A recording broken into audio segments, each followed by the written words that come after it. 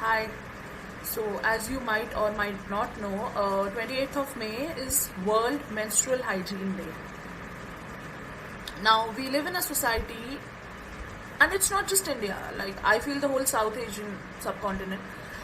We live in a society where it is acceptable for men to piss on roads, but not acceptable for a girl to talk about or even discuss about menstruation. So, yeah, I feel it is my moral responsibility as an educated person to dispel some of the myths that have been going around regarding menstruation since a long time, and not just here, and they're not just limited to a specific strata in society. I hear them everywhere. So yeah, it's my little attempt to try to dispel and try to burst those myths. So yeah, let's get started. Now let's start with the most common myth I've heard, that girls are impure when they are menstruating. Now, first of all, it's a physiological process, it's not a pathology, it's not a disease, and even if it was a disease, how can it be impure? Like, do you tell a person who has diabetes that you are impure because you are diabetic? So, this is not even a disease. So yeah, it's a physiological process. It's nature's way of telling you that you're growing up, and it should be treated like you normally treat how you grow up. Simple. Now, one of the most, I wouldn't even say entertaining, the most disheartening things I see is people often say and often feel and often propagate that sanitary products are taboo. They should be hidden away, or they should be wrapped in newspapers and black polythene and taken to their respective homes, like whoever is buying them, taken to their respective homes in a very secretive manner. Now, this is the same country that sells acid over the counter. So, we are going wrong. It's sanitary products, it's buying a sanitary napkin or a tampon is just like buying toothpaste or like buying a soap. So like, do you hide those? No. Then why this? And yes, stop acid sale. That's beside the point. Now, ever since I've stepped into the world of medicine, I also get a few questions.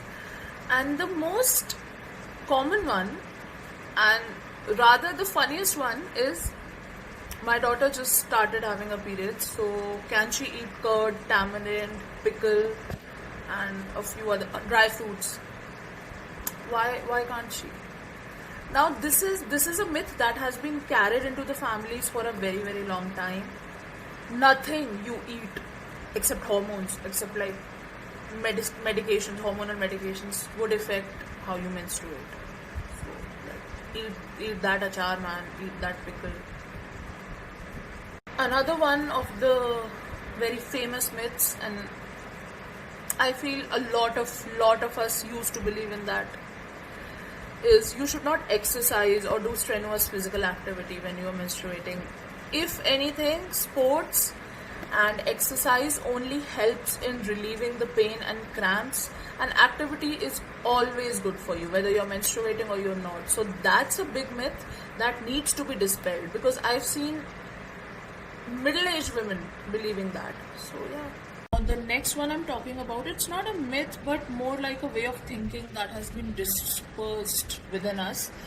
All of us must be going to the films, to theatre to watch films, and we see that ad, Akshay Kumar's ad before the starting of the film, and he's distributing sanitary napkin to a person.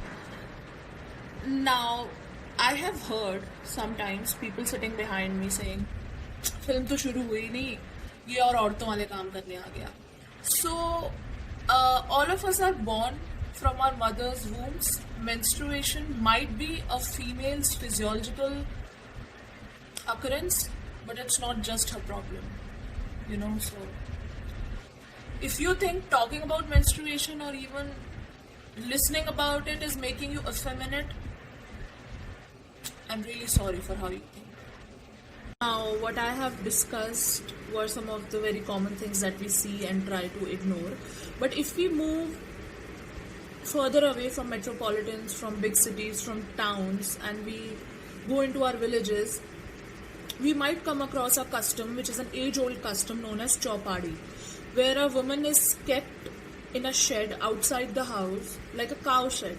It's literally like a cow shed when they are menstruating. And it's not very uncommon. And especially in Indian heartland, it's in the Hindi heartland, it is very common.